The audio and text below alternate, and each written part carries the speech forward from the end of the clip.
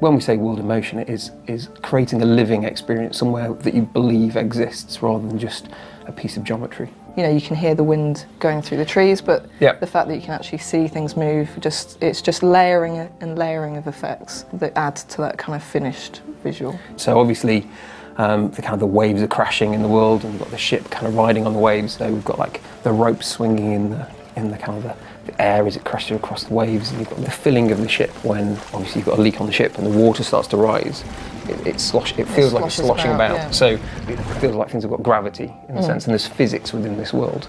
Obviously, we're trying to create quite a unique, bespoke experience. So generating an open world game that doesn't feel procedural, feels crafted, Yeah. and kind of has history and life to it. Takes a lot of work. Yeah. So we need to look at what elements make sense to put time into. We knew we were going to have a pirate kind of adventure game, so it wanted to be kind of this big world that you're going to be adventuring in, but it also had that sense of kind of fun where it was about a crew kind of bonding together. So it needed to be something that had a sense of kind of joy around it and kind of like creativity. It needed an art style that kind of tied it all together. So rather than being kind of realistic textures, it was going to be something that was more expressive, more suggestive rather than actual really tiny granular detail.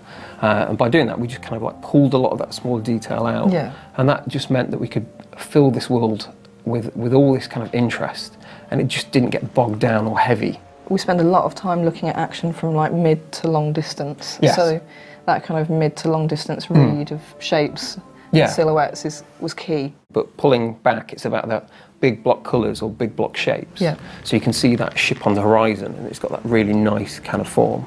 And we're doing a lot of things with the distance as well, where we're removing even more detail as you get further back. So the islands actually turn into kind of like one-tone colour. And that carried through a lot of things where we're kind of refining our shapes or removing that detail in all of those areas. So the animation style is bold and brassy as well.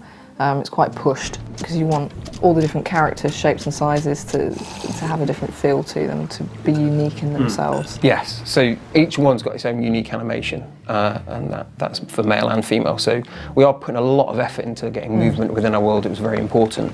All of these elements that we bring together is kind of like we always talk about, like an orchestra. You bring all these individual elements together. All the different instruments. And they all layer up and they create this experience. And when it all does come together, it's all about making this kind of world in motion. But ultimately, that's kind of to make Sea of Thieves an actual living place. Yeah.